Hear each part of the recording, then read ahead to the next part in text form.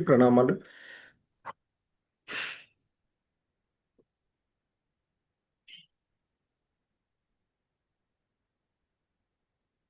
హరే కృష్ణ. ఓం నమో భగవతే వాసుదేవాయ. ఓం నమో భగవతే వాసుదేవాయ. ఓం నమో భగవతే వాసుదేవాయ. ఓం నమో భగవతే వాసుదేవాయ. ఓం నమో భగవతే వాసుదేవాయ. ఓం నమో భగవతే వాసుదేవాయ.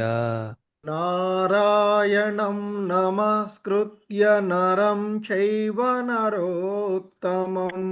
నారాయణం నమస్కృత్య నరోత్తమం. దేవీం సరస్వతిం వ్యాసం తతో జయముదీరయేత్. దేవీం సరస్వతీం వ్యాసం తతో నష్టప్రాయేష్వభద్రేషు నిత్యం భాగవత సేవయా.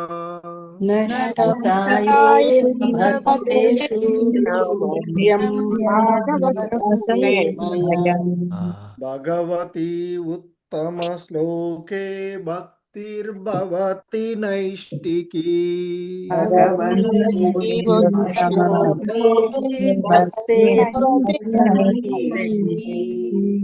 హరే కృష్ణ. అందరికి ఈరోజు శ్రీమద్ భాగవతం క్లాస్కి అందరికీ కూడా ఇస్కాన్ మంగళూరు శ్రీ శ్రీ రాధా గోవింద ఆలయం తరపున స్వాగతం సుస్వాగతం. హరే కృష్ణ. హరే కృష్ణ ప్రభుజీ ప్రణామం. సో ఈరోజు ఈ శ్రీమద్ భాగవతం క్లాస్లో మనము శ్రీమద్ భాగవతము 4వ స్కందము 11వ అధ్యాయము 23వ శ్లోకాన్ని ఇస్కాన్ సంస్థాపక ఆచార్యులైనటువంటి శ్రీల ప్రభుపాదుల వారి యొక్క వివరణం ద్వారా ఈ శ్లోకాన్ని అవగాహన చేసుకోవడానికి ప్రయత్నం చేద్దాము. హరే కృష్ణ.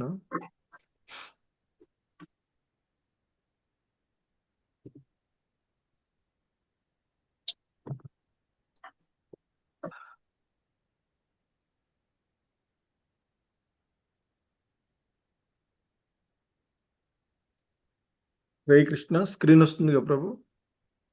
వచ్చింది ప్రభు. ఓకే.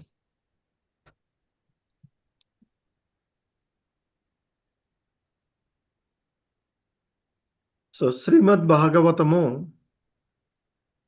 4వ స్కందము 11వ అధ్యాయంలోని 23వ శ్లోకము. హరే కృష్ణ. Please repeat.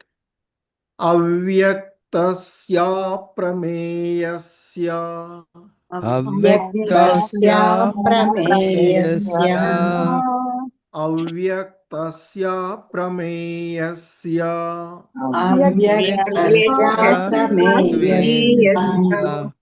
అవ్యక్తస్య అప్రమేయస్య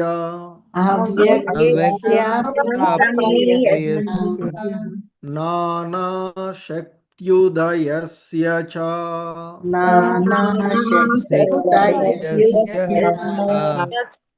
నానాశక్త్యుదయస్య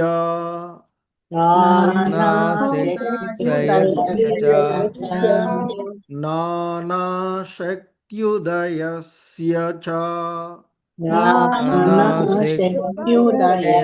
చ నవైషికీర్షితం తాత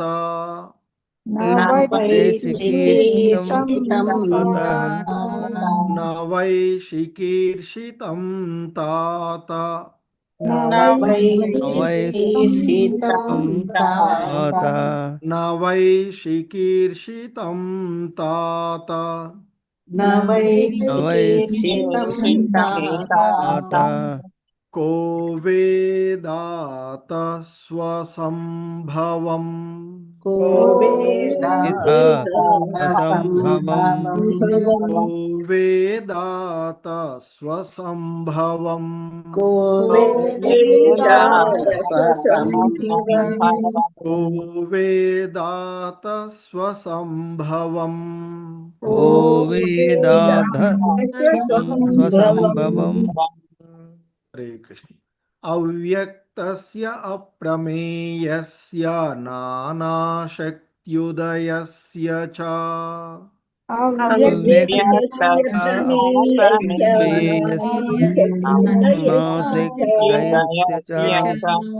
अव्यक्तस्य प्रमेयस्य नानाशक्त्युदयस्य च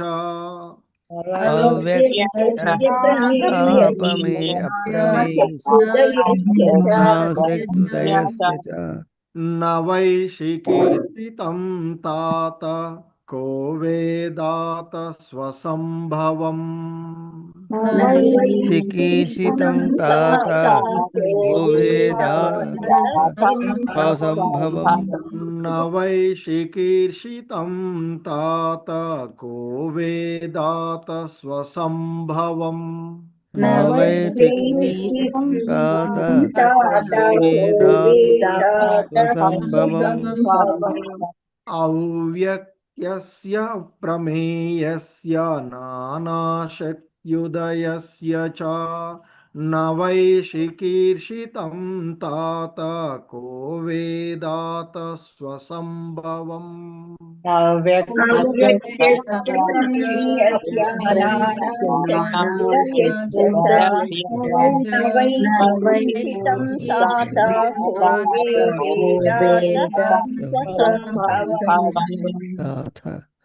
हरे कृष्ण। इंदुमती माताजी, सूर्य प्रकाश राव प्रभु। हरे कृष्ण प्रभु प्रणामालु। अव्यक्तस्य प्रमेयस्य नानाशक्त्युदयस्य च न वै चिकीर्षितं तात को वेदाथ स्वसंभवम्। हरे कृष्ण प्रभु। हरे कृष्ण प्रभु प्रणमालु। अव्यक्तस्य अप्रमेयस्य नानाशक्त्युदयस्य च न वै चिकीर्षितं तात को वेदाथ स्वसंभवम्। बाल सरस्वती माताजी, वसुंधरा माताजी। हरे कृष्ण प्रभु जी। अव्यक्तस्य प्रमेयस्य नानाशक्त्युदयस्य च न वै चिकीर्षितं तात को वेदाथ स्वसंभवम्। हरे कृष्ण प्रभु जी। हरे कृष्ण प्रभुजी। हरे अव्यक्तस्य प्रमेयस्य नानाशक्त्युदयस्य च न वै चिकीर्षितं तात को वेदथ स्वसंभवम्। हरे कृष्ण। हरे कृष्ण। नागरत्न माताजी, कोटेश्वरी माताजी। हरे कृष्ण प्रभुजी प्रणमाल प्रभुजी। अव्यक्तस्य प्रमेयस्य नानाशक्त्युदयस्य च न वै चिकीर्षितं तात को वेदाथ स्वसंभवम्। हरे कृष्ण प्रभुजी, धन्यवाद। हरे कृष्ण प्रभुजी। अव्यक्तस्य प्रमेयस्य नानाशक्त्युदयस्य च न वै चिकीर्षितं तात को वेदात स्वसंभवम्। हरे कृष्ण गुरुजी। श्रीलता माताजी, माधवी नीलप माताजी। हरे कृष्ण प्रभुजी प्रणामाल प्रभुजी। अव्यक्तस्य प्रमेयस्य नानाशक्त्युदयस्य च न वै चिकीर्षितं तात को वेदाथ स्वसंभवम्। हरे कृष्ण प्रभुजी, धन्यवादाలు प्रभुजी। हरे कृष्ण प्रभु। अव्यक्तस्य प्रमेयस्य नानाशक्त्युदयस्य च न वै चिकीर्षितं तात को वेदाथ स्वसंभवम्। हरे कृष्ण प्रभु। भास्करय प्रभु, सुमुखी साध्वी देवी दासी माताजी। हरे कृष्ण प्रभु जी प्रणामालु। अव्यक्तस्य प्रमेयस्य नानाशक्ति उदयस्य च न वै श्रीकृष्णितं तात को वेदत स्वयंभवम्। హరే కృష్ణ ప్రభు. హరే కృష్ణ ప్రభుజీ ప్రణామాలు ప్రభుజీ అవ్యక్తస్య ప్రమేయస్య నానాశక్త్యుదయస్య చ న వైచికీర్షితం తాత కో వేదాత స్వసంభవం. హరే కృష్ణ ప్రభుజీ. हरे कृष्ण। सरलादेवी के माताजी, नीरजा माताजी। हरे कृष्ण प्रभुजी। अव्यक्तस्य प्रमेयस्य नानाशक्त्युदयस्य च न वैचिकीर्षितं तात को वेदाथ स्वसंभवम्। हरे कृष्ण प्रभुजी। हरे कृष्ण प्रभुजी प्रणामालु। अव्यक्तस्य प्रमेयस्य नानाशक्त्युदयस्य च न वैचिकीर्षितं तात को वेदाथ स्वसंभवम्। धन्यवादाలు। हरे कृष्ण। रामकृष्ण शास्त्री प्रभु, उज्ज्वला माताजी। हरे कृष्ण प्रभुजी प्रणामाल।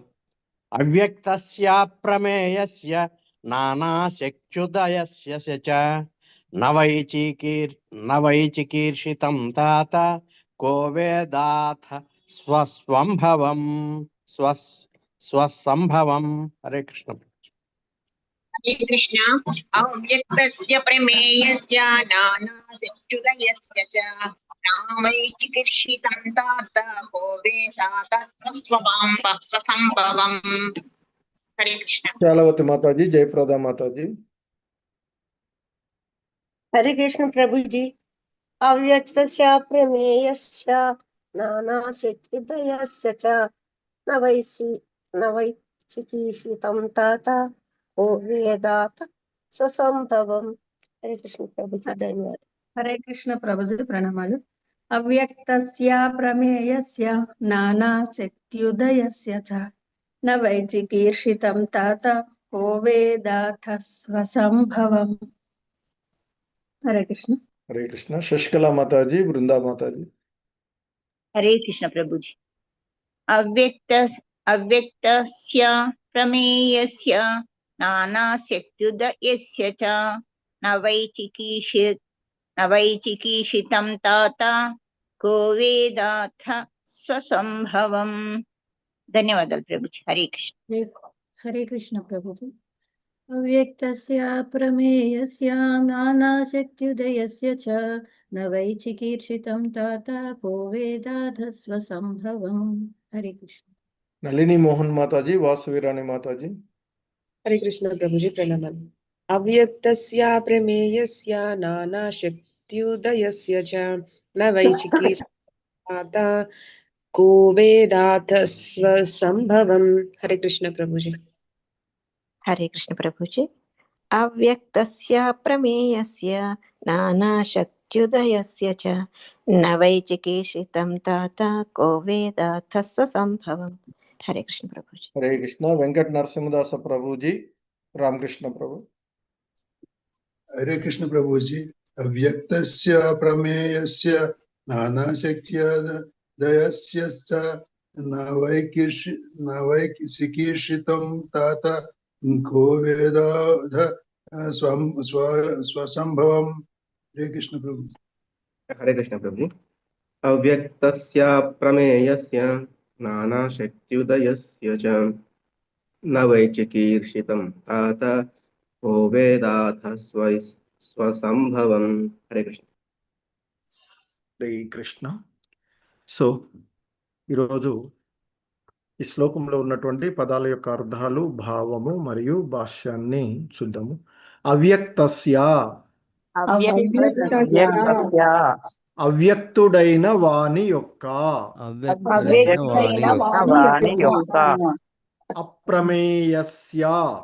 అప్రమేయస్య, అప్రమేయుడైన వాని యొక్క, నానా విధములగు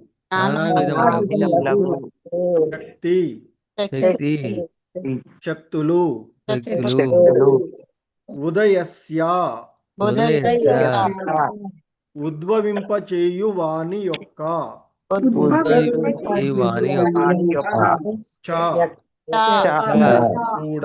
కూడా వై నిక్కముగా చికీర్షితం చికీర్షితం ప్రణాళిక ప్రణాళిక తాత తాత వత్స వత్స కహ కహ ఎవ్వడును ఎవడును నా వేద నవేద తెలిసి కొనజాలడు తెలుసుకొనజాలడు అత అథ కనుక కనుక స్వసంభవం స్వసంభవం తన మూలము తన్మూలము భావము పరతత్వము పరతత్వము అసంపూర్ణమగు అసంపూర్ణము ఇంద్రియ యత్నముచే ఇంద్రియముచే ఎన్నడును అవగాహనకు రాని విషయము అని అతని ఆతని ప్రత్యక్ష అనుభవము కూడా అనుభవం కూడా అసాధ్యమైనది మహతత్వము వంటి వివిధ శక్తులకు అతడే ప్రభువు అతని ప్రణాళికలను గాని కర్మలను గాని ఎవ్వడును ఎరుగజాలడు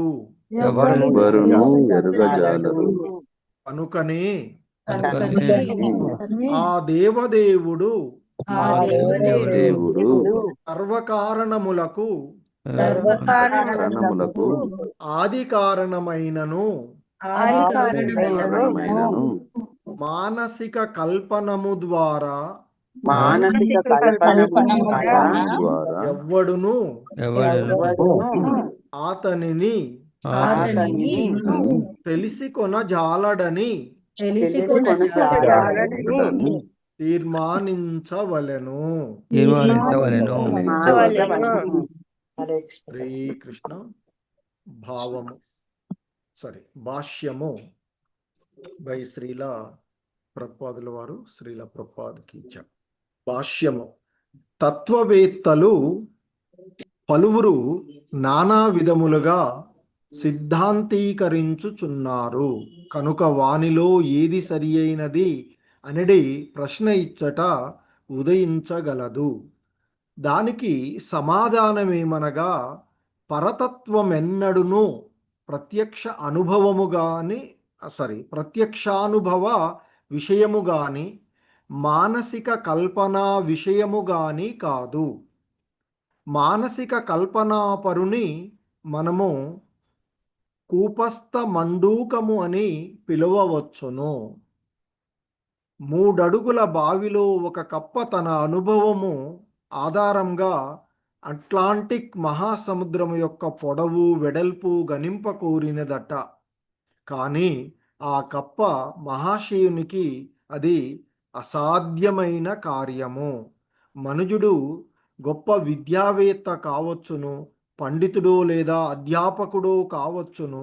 కానీ తన ఇంద్రియములు అసమగ్రములైన కారణమున అతడు పరతత్వమును గూర్చి కల్పన కావింపలేడు.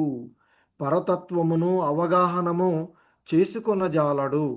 సర్వకారణ కారకుడగు పరతత్వమును స్వయంగా అతని ద్వారానే తెలుసుకొనగలము గాని ఆరోహణ పద్ధతిలో అతనిని చేరజాలము. రాత్రి సమయమున గాని లేదా మబ్బుచే కప్పబడినప్పుడు గాని సూర్యుడు కనబడనప్పుడు ఆ అడ్డు తొలగించుట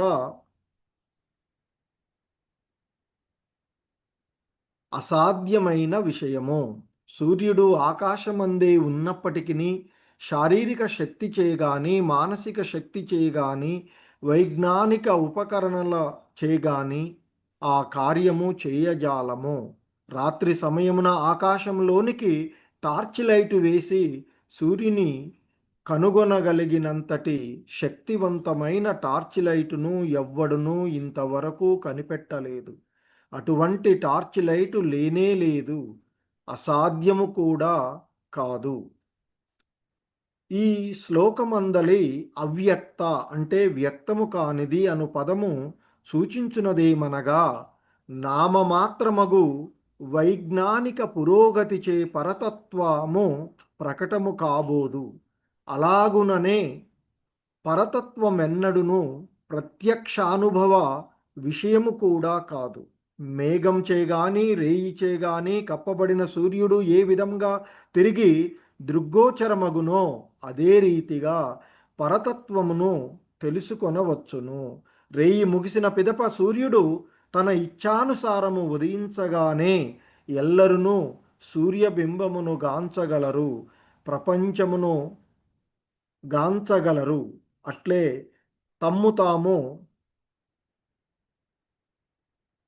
చూసుకొనగలరు. ఈ ఆత్మ అనుభవమే ఆత్మతత్వము అనబడును. ఈ ఆత్మతత్వ అవగాహనకు రానంత వరకు మనుజుడు తాను జన్మించిన అంధకారమునందే నిలిసిపోవలసి వచ్చును. ఇటువంటి పరిస్థితులలో ఎవ్వడునూ భగవానుని ప్రణాళికను ఎరుగజాలడు. వేద సారస్వతమున తెలుపబడినట్లు భగవానుడు వివిధ శక్తులను గూడియున్నాడు. పరాస్య వివిధైవ శ్రూయతే. అతడు కాలశక్తిని కూడా కలిగి ఉన్నాడు. మనము గాంచున్నది మన అనుభవమున ఉన్నట్టిది అయిన ప్రకృతియేగాక పలు ఇతర శక్తులు కూడా అతనికి కలవు. అవసరమైనప్పుడు వాటిని అతడు కాలక్రమమున ప్రకటించగలడు. భౌతిక విజ్ఞాన శాస్త్రవేత్త నానావిధ శక్తుల పాక్షిక అవగాహనను మాత్రమే కలిగియుండును.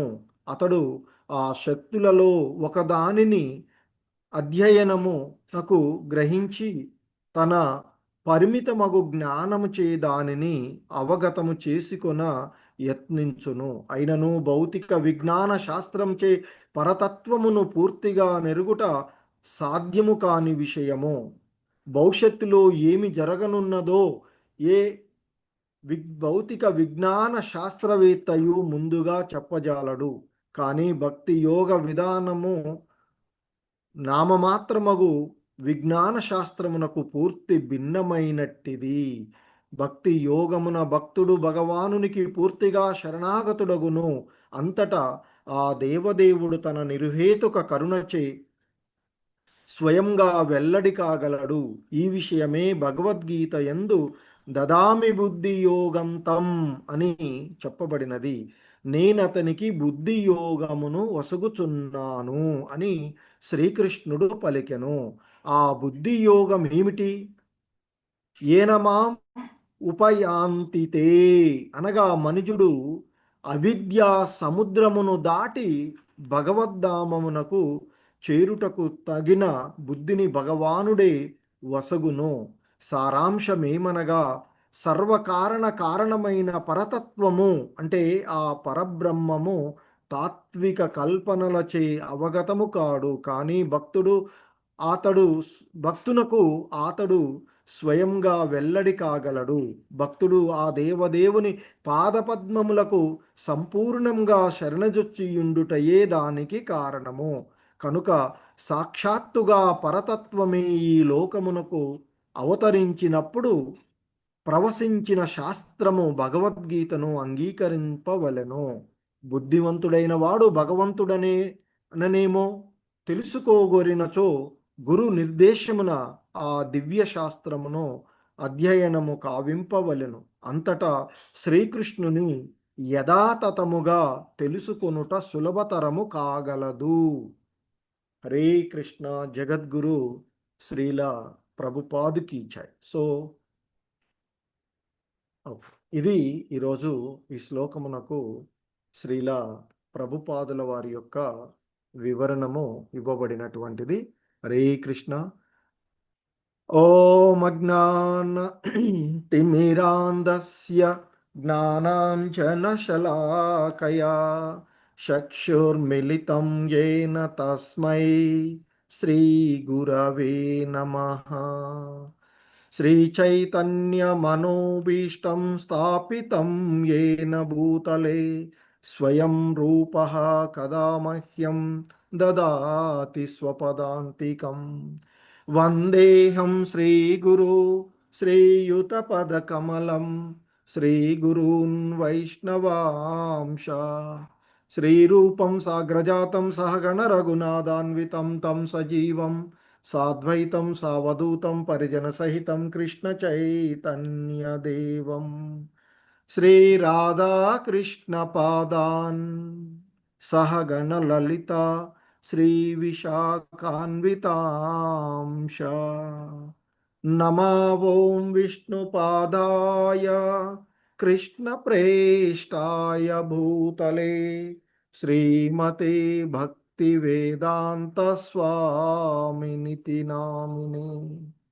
नमस्ते सारस्वते देवे गौरवाणी प्रचारिणे निर्विशेषा शून्यवादी पाश्चात्यदेशतारिणे जय श्री कृष्ण चैतन्य प्रभु नित्यानंद श्री अद्वैत गदाधर श्रीवासादि गौर भक्त वृंदा हरे कृष्णा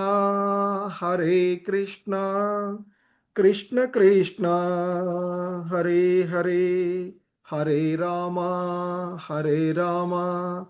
राम राम हरे हरे హరే కృష్ణ. సో ఈరోజు మనం చూస్తూ ఉన్నటువంటి ఈ శ్లోకము అంటే శ్రీమద్ భాగవతము 4వ స్కందంలోని 11వ అధ్యాయము లో ఉన్నటువంటి ఈ 23వ శ్లోకము. ఎందుకంటే ఇక్కడ స్వయంభువ మనువు మరి తన మనుమడైనటువంటి ధ్రువ మహారాజుకి బోధిస్తూ ఉన్నటువంటి బోధనలు. సో ఆ క్రమంలోనే ఆయన ఇక్కడ జరుగుతూ ఉండేటువంటి భౌతిక జగత్తులో జరుగుతూ ఉండేటువంటి అన్ని విషయాలకు సర్వకారణ కారకుడు ఆ భగవంతుడే అని, ఆది మూలము ఆది కారకుడు ఆ భగవంతుడే అనేటువంటి విషయాన్ని చెప్తూ ఆ భగవంతుని యొక్క దివ్య తత్వాన్ని, ఆయన యొక్క శక్తులను, ఎందుకంటే అచింత్య భేదాభేదంగా ఉండేటువంటి మనకి చైతన్య మహాప్రభువులు వారు బోధించినట్లుగా ఆ భగవంతుని యొక్క శక్తులు, దివ్యమైనటువంటి శక్తులు మన ఈ సాధారణమైనటువంటి మందమతులతో అవగాహనం చేసుకోవడం అనేటువంటిది చాలా కష్టం. ఎందుకంటే విష్ణు భగవానుడు లేదా కృష్ణ భగవానుడు సర్వశక్తిమంతుడు. సో అన్ని జీవుల కర్మ ఫల ప్రదాత ఆయనే జీవుల యొక్క మరి కాల పరిమితిని కూడా నిర్ణయించేటువంటిది. వాళ్ళు చేసుకున్నటువంటి కర్మలు వాళ్ళ యొక్క ఈ భౌతిక ప్రకృతిపై ఆధిపత్యం చలాయించాలి అనేటువంటి వాళ్ళ యొక్క భావనలను ఆధారంగా ఆయనే ఇచ్చేటువంటిది. సో మరి అటువంటి ఆ భగవంతుడు ఎప్పుడూ కూడా దివ్యస్థితిలోనే నెలకొని ఉంటాడు. ఆయన మరి భౌతికమైనటువంటి మనలాగా ఆయన యొక్క ఆయువు పెరగడం కానీ తగ్గడం కానీ ఉండదు. ఎప్పటికీ ఉండేటువంటిది, నిరంతరము ఉండేటువంటి వాడే కనుక సో ఆయనే మరి అటువంటి సర్వకారణ కారకుడు. మరి అన్ని కర్మలను ఫలాల యొక్క భోక్త ఆయన కనుకనే మరి ఆ కర్మ ఫలాలను తగ్గింపు చేయడము లేదా నశింప చేసేటువంటి సామర్థ్య అధికారము ఆ భగవంతుడికి ఉన్నటువంటిది. సో కనుకనే ఆయన యొక్క శక్తి తత్వాన్ని వివరిస్తూ, అలాగే మరి ఆ కర్మఫలాలను ఇచ్చేటువంటి ఆ భగవంతుడు మరి జీవులు వాళ్ళు చేసుకున్నటువంటి కర్మలను అనుసరించి వారికి ఆ విధమైనటువంటి ఏ భావాలతో ఉన్నారో ఆ భావాలకు అనుకూలమైనటువంటి దేహాలను ఇస్తూ ఆ దేహాలలో మరి సుఖాలు దుఃఖాలు అనేటువంటి కర్మ ఫలాలను వారు అనుభవిస్తూ ఉంటారు.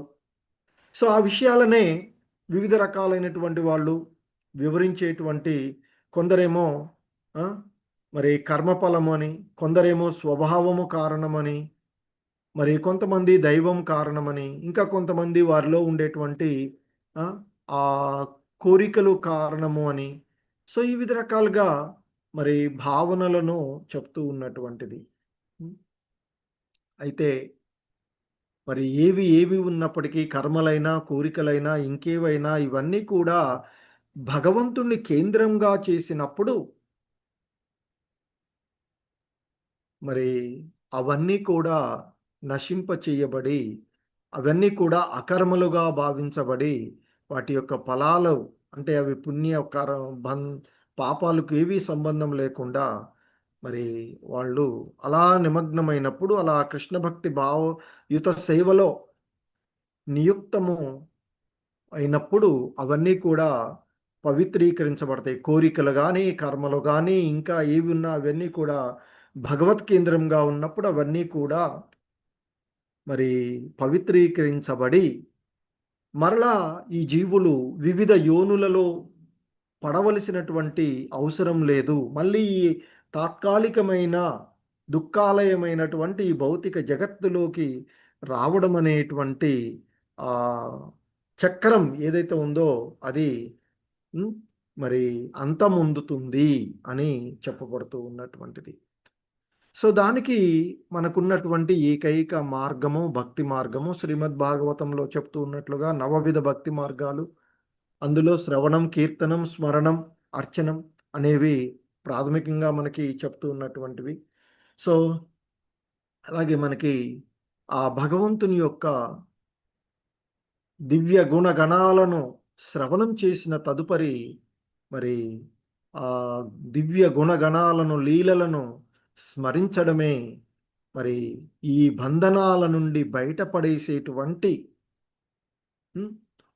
దివ్యమైనటువంటి అంశంగా మనకి చెప్పబడుతూ ఉన్నది. అందుకే ఇంకా చెప్తూ ఉన్నారు ఆయన యొక్క శక్తులను ఇక్కడ చెప్తూ ఉన్నాడు. ఈ 23 ఈరోజు ఈ శ్లోకంలో చెప్పబడుతూ ఉన్నటువంటి అవ్యక్తస్య అప్రమేయస్య నానాశక్త్యుదయస్య చ నవైశికీర్షితం తాత కో వేదాత స్వసంభవం. సో ఇక్కడ అవ్యక్తస్య అప్రమేయస్య నానాశక్తి ఉదయస్య చ నవైశికీర్షితం తాత. తాత ఓ వత్సలా, ఓ మనవడా అంటూ ఆయన్ని సంబోధిస్తూ చెప్తూ ఉన్నటువంటి అంశంగా ఇక్కడ మనం చూసుకోవచ్చు. సో ఓ ధ్రువ, ఓ వత్స ధ్రువ, పరతత్వము అసంపూర్ణమగు ఇంద్రియ యత్నము చే ఎన్నడును అవగాహనకు రాని విషయము. ఎందుకంటే ఈ జీవుడు పొందేటువంటి ఈ భౌతిక ఈ దేహం ఏదైతే ఉందో పాంచభౌతికమైనటువంటి ఈ దేహం కానీ ఈ ఇంద్రియాలు కానీ ఈ దేహ సంబంధమైనటువంటి ఇంద్రియాలన్నీ కూడా అసమగ్రములు అని చెప్పబడుతుంది మనకి ఈశోపనిషత్తులో. మరి అసమగ్రమైనటువంటి విషయాలతో సమగ్రమైనటువంటి విషయాలను ఎలా చూడగలము? సో కనుకనే ఆయన చెప్తున్నారు ఆ పరతత్వమైనటువంటి మరి ఆ భగవంతుణ్ణి మరి ఆయనే మనకి బ్రహ్మజ్యోతిగాను తదుపరి పరమాత్ముడుగాను స్వయం భగవానుడుగాను ఉండేటువంటి ఆ పరతత్వము మన యొక్క ఈ అసంపూర్ణమైనటువంటి ఇంద్రియముల చేత ఎన్నడూ కూడా అవగాహనకు రాని విషయమయ్యా.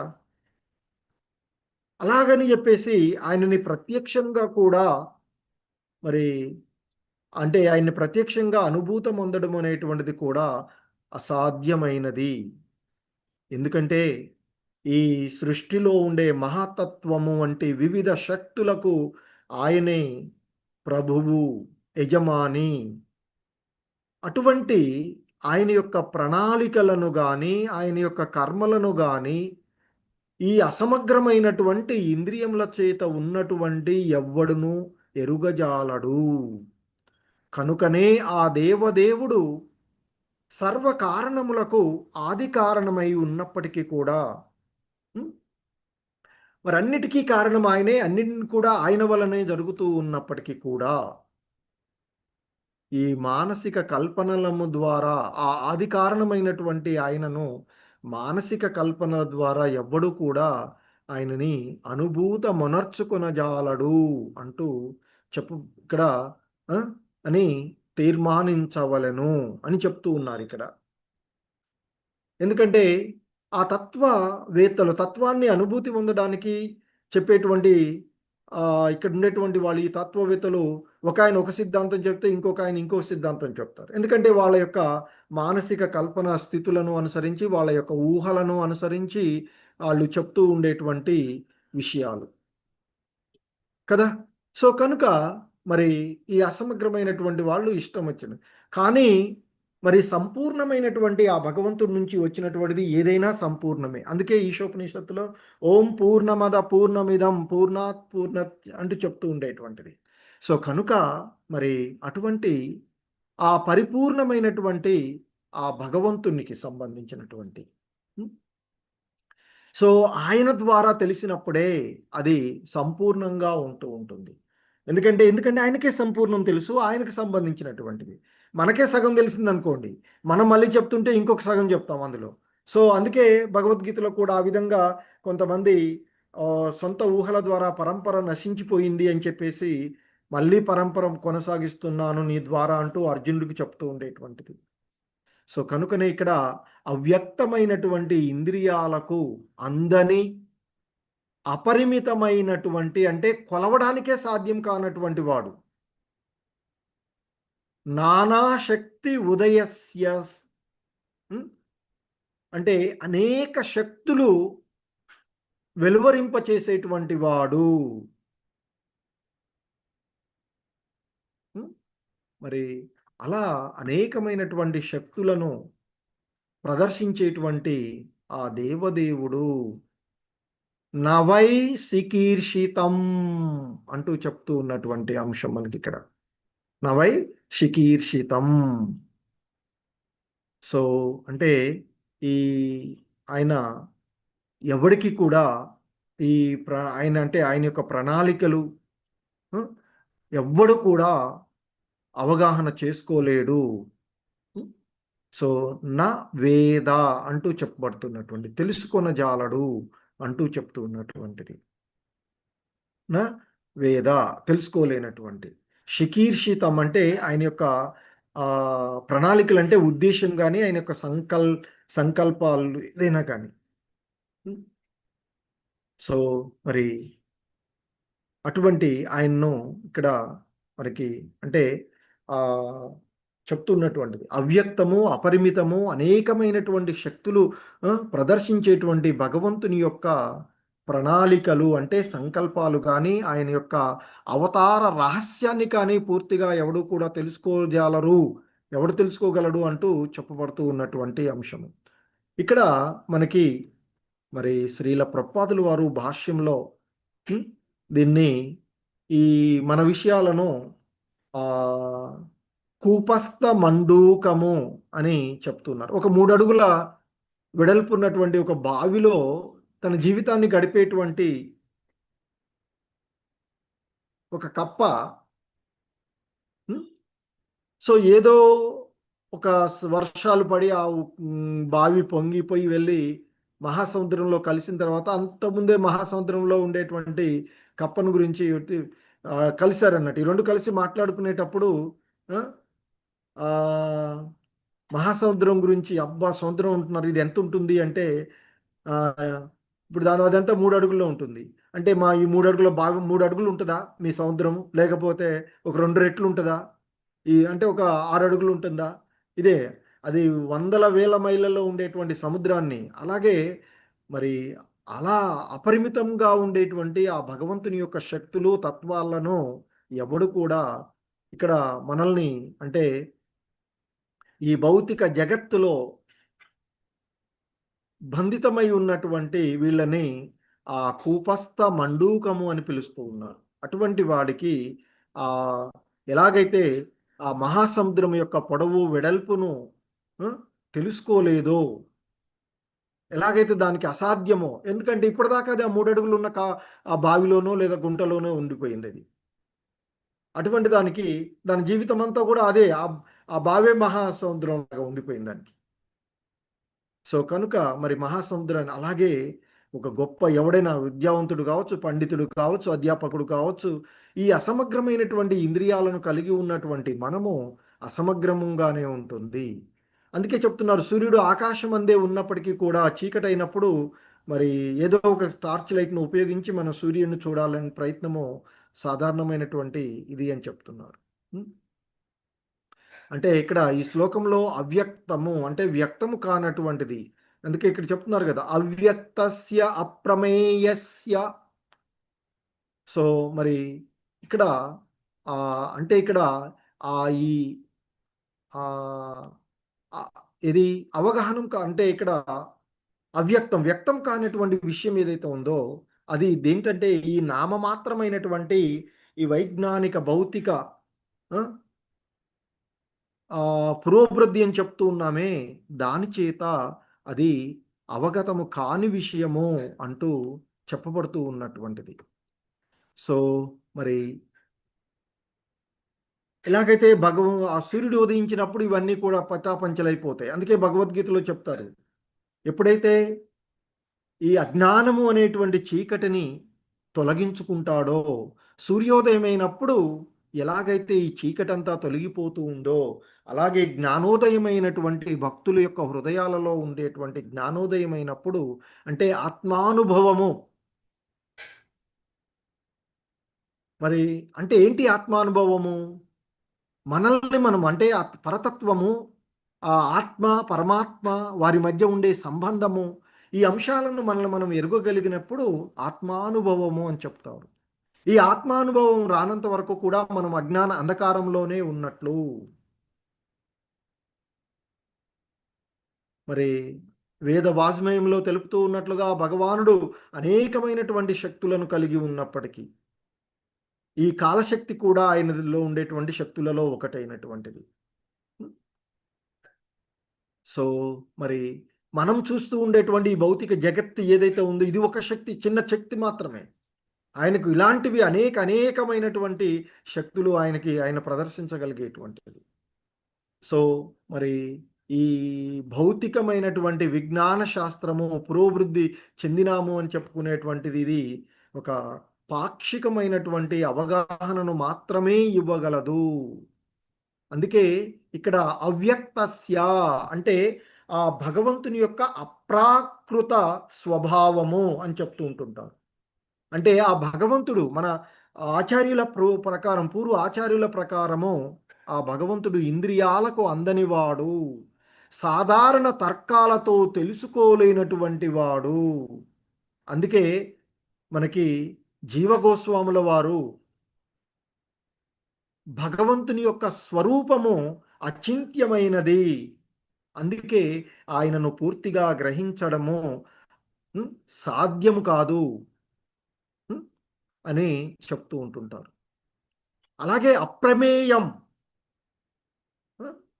సో మనకి అప్రమేయం అంటే ఏమని చెప్పుకున్నాము భావంలో, అప్రమేయుడైన వాడు అంటే ఇక్కడ అప్రమేయం అంటే సాధారణంగా ప్రమేయంతో ఏం చేస్తాము, కొంత నిర్దిష్టంగా ఉంది అని కొలవగలుగుతాం. అంటే ఇక్కడ అప్రమేయము అంటే పరిమితము చేయలేనటువంటి వాడు అని అర్థం వస్తుంది. అంటే మనము కొలవలేనటువంటిది, అనంతంగా ఉన్నటువంటి వాడు. అదే కదా భగవద్గీతలో కూడా చెప్పబడింది. సో కాబట్టి అప్రమేయస్య అంటే ఆ భగవంతుని యొక్క మహిమలు ఏవైతే ఉన్నాయో అవేవి కూడా మనము కొలవడానికి సాధ్యం కానటువంటివి, కొలవలేనటువంటి వాడు ఆ భగవంతుడు. అప్రమేయుడు అంటే కొలవలేనటువంటి మన యొక్క ఈ భౌతికమైనటువంటి ఈ ఇంద్రియాల అసమగ్రమైనటువంటి ఇంద్రియాల ద్వారా, మన పరిధుల ద్వారా, ఈ భౌతిక విజ్ఞాన విషయాల ద్వారా కొలవలేనటువంటి వాడు, పరిమితం చేయలేను అంటే కొలిసావనుకో పరిమితమైనట్లే కదా. ఒక 100 అని కొలిసాను అనుకోండి, ఇక్కడ నా దగ్గర ఒక ఇది ఉంది 100 అన్నాం అంటే 100కి అది పరిమితం అయిపోయింది, ఇక దాన్ని ఏం చేయలేము. లేదా 1,00,000 అన్నాం అనుకోండి, అక్కడికి పరిమితం అయిపోతుంది. సో ఇక్కడ కొలవలేని వాడంటే పరిమితం చేయలేనటువంటి వాడు భగవంతుడు. అందుకే మనకి పూర్వాచార్యుల్లో ఇక్కడ చెప్తారు, విశ్వనాథ చక్రవర్తుల వారి యొక్క వ్యాఖ్యానాన్ని కూడా చెప్తారు శ్రీల ప్రభుపాదుల వారు మనకి. భగవంతుని యొక్క మహిమ వేదాలు కూడా పూర్తిగా వివరించలేవు అని చెప్తారు. ఆయన స్వరూపము అనంతమైనటువంటిది. అందుకే భగవద్గీతలోనే అంటే వేదాలు చెప్పలేదు, మరి వేదాలు భగవంతుడి ద్వారా వచ్చినాయి కదా, వేదం సర్వస్వం చెప్తాం కదా అంటే సర్వస్వమే. అందుకే భగవంతుడే చెప్తాడు, నా యొక్క విభూతులలో అనంతంగా ఉన్నాయ్యా. కాబట్టి చెప్పేటప్పుడు అన్నీ అనంతమైనటువంటి చెప్పలేము. అనంతం అంటే మరిగా కొంత చెప్పాడంటే కొంతవరకే చెప్పినట్లే కదా, ఇంకా చెప్పడానికి చాలా ఉంది అని కూడా అర్థం చేసుకోవచ్చు. కాబట్టి వేదాలు కూడా పూర్తిగా వివరించలేవు అని చెప్తారు పూర్వ ఆచార్యులు విశ్వనాథ చక్రవర్తుల వారు. అంటే వేదాలు కూడా వివరించలేనంత అపరిమితంగా ఉన్నటువంటి వాడు, పరిమితం చేయలేనటువంటి వాడు ఆ భగవంతుని యొక్క స్వరూపము. ఆయన అనంతమైనటువంటి స్వరూపము. విశ్వరూప దర్శనాన్ని పొందినటువంటి అర్జునుడు ఎలా అంటూడో మనం వింటూ ఉంటాం అంతా. సో అలాగే మరొక పదం ఇక్కడ మనకి ఆయన యొక్క వాట్లలో నానా శక్తి ఉదయస్యా, నానా శక్తి ఉదయస్యా. నానా అంటే అనేకమైనటువంటి, నానా శక్తి ఉదయస్య అంటే నానా విధమైన శక్తులు ఉద్భవింపచేసేటువంటి వానిని, అంటే ఆ దేవదేవుడైన శ్రీకృష్ణ భగవానుల వారిని, ఆ విష్ణు భగవానుని.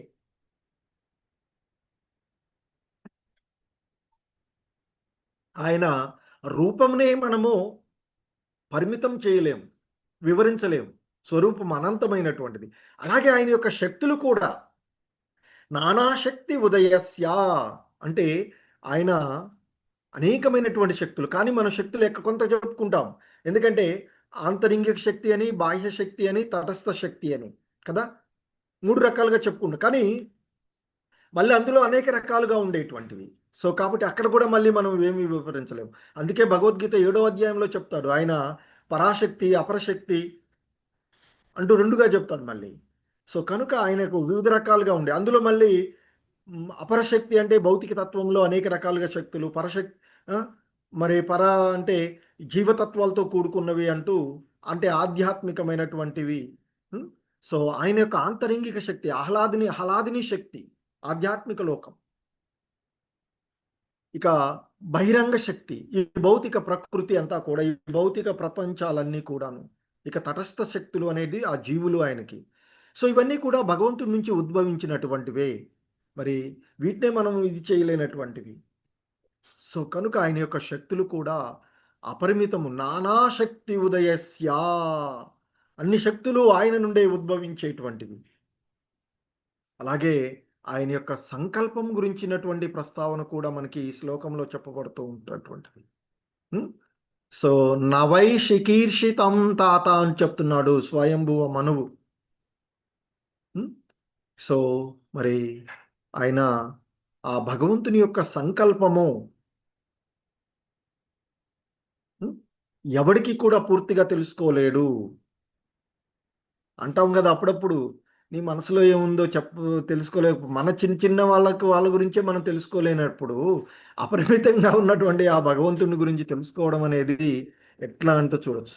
సో కాబట్టి ఈ శ్లోకంలో మనకి తెలుపుతూ ఉన్నటువంటిది ఏంటంటే, ఆ భగవంతుని యొక్క సంకల్పం ఏం జరుగుతుంది అని అందుకే అనిపిస్తూ ఉంటుంది. ఇవాళ ఏం జరిగింది, రేపు ఏం జరిగిందో మనం ఏం చెప్పుకోలేమంట. అంతే, మరి ఏం చెప్పుకోలేము. ఎందుకంటే ఆ భగవంతుని యొక్క సంకల్పము ఈ మనిషి బద్ధజీవుడైనటువంటి వానికి, మన మనిషికి బుద్ధికి మనసుకు అందనంతగా ఉండేటువంటిది. కానీ అందుతుంది ఎప్పుడు ఆయన యొక్క కృప వల్ల మాత్రమే తెలుసుకుంటుంది. అందుకే భక్తులు ఎప్పుడు కూడా తర్క విధానానికి వెళ్ళరు. తర్క విధానానికి వెళ్ళకుండా ఏం చేస్తారు? శ్రవణం, కీర్తనం, అర్చనం, వందనం, దాస్యం. సో అలా వివిధ రకాలుగా ఎవరికి ఏ విధంగా ప్రాజ్యమైతే ఆ విధంగా ఆ భగవంతుడిని ఆశ్రయిస్తారు, ఆ భగవంతునికి శరణాగతులు అవుతారు. తద్వారా ఆ భగవంతుడు తన వెల్లడి చేసుకుంటాడని చెప్తారు కదా. సో మరి మనకి ఇక్కడ శ్రీల ప్రభుపాదులు వారు చెప్పినట్లుగా ఒక శ్లోకాన్ని ఇక్కడ కోట్ చేశారు మనకి కదా. ఏంటి ఆ శ్లోకంలో ఇక్కడ చెప్పబడినటువంటిది? దదామి బుద్ధి యోగంతం, నేను అతనికి, అంటే ఈ జీవుడికి, మందమతులైనటువంటి మనకి ఈ బద్ధ జీవనంలో ఉన్నటువంటి వారికి నుండి ఎప్పుడైతే మరి మనము ఆ భగవంతుని యొక్క భక్తియుత సేవలో నిమగ్నమవుతామో, ఆ భగవంతుణ్ణి ఆశ్రయిస్తారో, అలా ఆశ్రయించినటువంటి వానికి, నేను అతనికి అంటే ముక్త జీవులైనటువంటి వారికి, బద్ధజీవుడు కాకుండా ముక్తులైనటువంటి వారికి బుద్ధి యోగాన్ని నేను వసుకుతూ ఉన్నాను అని ఆయన చెప్తూ ఉన్నటువంటి విషయం. హరే కృష్ణ. ఈ శ్లోకాన్ని ఎవరైనా చెప్పగలరా? హరే కృష్ణ. రాజేశ్వరి మాతాజీ, గిరిజా మాతాజీ. మాతాజీ. ప్రభుజీ హరే కృష్ణ. ప్రణామాలు ప్రభుజీ. చెప్పండి. తేషాం సతత యుక్తానాం భజతాం ప్రీతిపూర్వకం దదామి బుద్ధి యోగం తం ఏన మాముపయాంతి తే. హరే కృష్ణ ప్రభుజీ ప్రణామాలు. తేషాం సతతయుక్తానాం భజతాం ప్రీతిపూర్వకం దదామి బుద్ధి యోగం తం ఏన మాముపయాంతి తే. హరే కృష్ణ ప్రభుజీ. హరే కృష్ణ. ఇంకా చాలా మంది వేశారు కదా. ఓకే, చంద్రావతి మాతాజీ. హరే కృష్ణ ప్రభుజీ. చతుశ్లోకి భగవద్గీతలో ఇది 3వది ప్రభుజీ. తేషాం సతత యుక్తానాం భజతాం ప్రీతిపూర్వకం దదామి బుద్ధి యోగం తం ఏన మాం ఉపయాంతి తే. హరే కృష్ణ. హరే కృష్ణ. సో ఇంకా ఎవరున్నారు? భవానీ మాతాజీ, నీరజా మాతాజీ, సూర్యప్రకాష్ రావు. హరే కృష్ణ ప్రభుజీ ప్రణామాలు. తేషాం సతత యుక్తానాం భజతాం ప్రీతిపూర్వకం దదామి బుద్ధి యోగం తం ఏన మాముపయాంతి తే. హరే కృష్ణ ప్రభుజీ. హరే కృష్ణ ప్రభుజీ. తేషాం సతతయుక్తానాం భజతాం ప్రీతిపూర్వకం దదామి బుద్ధి యోగం తం ఏన మాముపయాంతి తే. హరే కృష్ణ. ప్రకాశ్ రావు ప్రభు. తేషాం సతతయుక్తానాం భజతాం ప్రీతిపూర్వకం దదామి బుద్ధి యోగం తం ఏన మాముపయాంతి తే. ఇది 10 శ్లోకం. 10వ అధ్యాయంలోని 10వ శ్లోకం. ఓకే ప్రభు. హరే కృష్ణ. ఇంకున్నారు లక్ష్మీ వెంకట మాతాజీ, శశికళ మాతాజీ, నళిని మోహన్ మాతాజీ. చెప్పండి. హరే కృష్ణ ప్రభుజీ. చూడకుండా చెప్తున్నారు కదా ఎందులో ఇంతకి? చూడకుండా. ఓకే ప్రభుజీ. తేషాం సతత యుక్తానాం భజతాం ప్రీతిపూర్వకం దదామి బుద్ధి యోగం తం ఏన మాముపయాంతి తే. హరే కృష్ణ ప్రభుజీ. హరే కృష్ణ. 10వ అధ్యాయం 10వ శ్లోక. శశికళ మాతాజీ, నళిని మోహన్ మాతాజీ. హరే కృష్ణ ప్రభుజీ. తేషాం సతతయుక్తానాం భజతాం ప్రీతిపూర్వకం దదామి బుద్ధి యోగం తం ఏన మాముపయాంతి తే. హరే కృష్ణ ప్రభుజీ. హరే కృష్ణ ప్రభుజీ. తేషాం సతతయుక్తానాం భజతాం ప్రీతిపూర్వకం దదామి బుద్ధి యోగం తం ఏన మాముపయాంతి తే. హరే కృష్ణ ప్రభుజీ. హరే కృష్ణ. గిరిజామాత చెప్పారా మీరు? చెప్పారు ప్రభుజీ. ఓకే మాత. సో ఈ శ్లోకము మనకి చాలా గొప్ప విషయాన్ని చెప్తూ ఉన్నటువంటి అంశం. తేషాం, వారికి, ఎవరికి? ఆ భగవంతుని గురించి తెలుసుకోవడానికి నిరంతరం ప్రయత్నించేటువంటి వారికి, ఆ భగవంతునికి శరణాగతులైనటువంటి వారికి.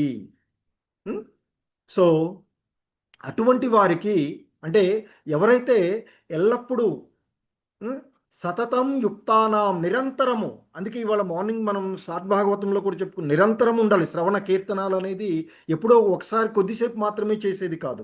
ఎల్లప్పుడూ ప్రేమతో నన్ను భజించే భక్తులకు నేను బుద్ధి యోగాన్ని ఇస్తాను అంటే ఆ భగవంతుడు ఇస్తే తప్ప మన యొక్క తార్కికమైనటువంటి ఈ విషయాల ద్వారా చేరుకో. అందుకే అంటున్నారు తేషాం సతతయుక్తానాం భజతాం ప్రీతిపూర్వకం దదామి బుద్ధియోగంతం ఏన మాం ఉపయాంతితే ఉపయాంతితే అని చెప్తున్నారు ఇక్కడ. అంటే అంటే మాం ఉపయాంతితే అంటే వారు నన్ను చేరుకుంటారు అని చెప్తున్నారు. ఎవరు చేరుకుంటారు? ఎల్లప్పుడూ ప్రేమతో ఆయనను భజించేటువంటి ఆ భక్తులకు ఆయన బుద్ధి యోగాన్ని ఇస్తే ఆ బుద్ధి యోగము ద్వారా వారు నన్ను చేరుకుంటారు అని చెప్తున్నారు. అంటే ఇక్కడ భక్తి అనేటువంటిది ఒకసారి వారంలో లేదా ఇంతకుముందు చెప్తున్నట్లుగా చేస్తూ ఉండేటువంటిది కాదు, అది నిరంతరము సాధనం. అందుకే భగవద్గీతలో కూడా చెప్తారు, మనసు అర్జునుడు అడుగుతాడు, చంచలమైన ఈ మనసుని ఎలానయ్యా కంట్రోల్ చేయాలంటే చెయ్యొచ్చు అభ్యాసం చేస్తూ అంటూ, సాధన చేస్తూ అంటూ. కాబట్టి భక్తి అనేటువంటిది ఒక్కసారి చేసేటువంటి సాధన కాదు, నిరంతరము చేయాలి అని చెప్తూ ఉంటుంటారు, నిరంతరము చేసేటువంటిది. సో కనుక మరి అందుకే మనకి పూర్వ ఆచార్యులు చెప్తారు, భక్తుడు అనేటువంటి వాడు కర్మలో ఉన్నా విశ్రాంతిలో ఉన్నా అతని హృదయము భగవంతునితో అనుసంధానమై ఉంటుంది అని చెప్తారు. అందుకే సతతం కీర్తయంతో మాం అని చెప్పబడినటువంటిది. సో కనుక ఆ సతతం కీర్తయంతో మాం, సో కనుక వాళ్ళకి ఆ భగవంతుడే బుద్ధి యోగాన్ని ఇస్తున్నాను అని చెప్తూ ఉన్నటువంటి బుద్ధి యోగం అంటే ఏంటి? ఆ బుద్ధి యోగం అంటే ఇక్కడ భగవంతుని చేరుకునేటువంటి మార్గం అని చెప్తున్నారు. అందుకే దాని ద్వారా నన్ను చేరుకుంటారు అని చెప్తున్నారు కదా. కాబట్టి ఆ భగవంతుని చేరుకునేటువంటి మార్గం అది. సో కనుక అంటే ఏమిస్తాడు భగవంతుడు? మరి బుద్ధి యోగాన్ని నేను ఇస్తాను అంటే ఆ స్ఫూర్తినిస్తాడు, ఆ మార్గదర్శకాన్ని ఇస్తాడు, ఆ ఆత్మీయమైనటువంటి జ్ఞానం, ఆత్మజ్ఞానాన్ని, ఆత్మతత్వాన్ని తెలుసుకునేటువంటి ఆ భగవంతుని కృప లభిస్తుంది అని చెప్తుంటారు. సో ఆ విధంగా భగవంతుని యొక్క కృప అనేటువంటిది నిరంతర భక్తి, ప్రేమతో సేవ, భగవంతుని యొక్క కృప మరియు బుద్ధి, ఆయన ఇచ్చినటువంటి ఆ బుద్ధి యోగం ద్వారానే మనకి భగవత్ ప్రాప్తి కలుగుతుంది. సో భగవంతుడే స్వయంగా ఆధ్యాత్మిక మార్గదర్శనం చేస్తాడు అనేటువంటి విషయాన్ని మనకి ఇక్కడ తెలియచేస్తూ ఉన్నటువంటి అంశము. సో అదే ఇక్కడ మనకి చెప్తూ ఉన్నటువంటిది. సో ముఖ్యంగా ఈ శ్లోకంలో బుద్ధి యోగం అంటూ సర్వకారణ కారణమైనటువంటి ఆ భగవంతుణ్ణి చేరుకునేటువంటి ఇది తాత్వికమైనటువంటి కల్పనల ద్వారా కానీ వాటి ద్వారా దేనికి కాదు, ఆ భగవంతుడే వెల్లడి చేస్తాడు, భక్తులకు తానే స్వయంగా వెల్లడి చేస్తాడు. ఎవరికి వెల్లడి చేస్తాడు? ఆ భగవంతుని పాదపద్మాలను ఆశ్రయించినటువంటి భక్తులకు వెల్లడి చేస్తాడు. మరి అటువంటి ఆ దేవదేవుడే స్వయంగా అవతరించి శ్రీకృష్ణుడి రూపంలో కలియుగంలో అవతరించినప్పుడు మరి ఈ జీవన యుద్ధంలో మనం విజయాన్ని సాధించడానికి మానవాళి కోసమే, సర్వమానవాళి కోసం కురుక్షేత్ర రణరంగంలో అర్జునుడికి బోధించినటువంటి బోధనలే భగవద్గీత. మరి ఆ భగవద్గీత ఆయన ప్రవశించి ముఖతా వెలువడినట్టు భగవంతుని యొక్క ముఖతా వచ్చినటువంటి ఆ భగవద్గీత మరి దానిని ఏమైతే చెప్తుందో దానిని ఖచ్చితంగా మనము అంగీకరించాలి అని చెప్తున్నారు. దాని అనుసారమే నడవాలి, అది మానవ జీవన విధానానికి ఒక మాన్యువల్ వంటిది అని చెప్తారు.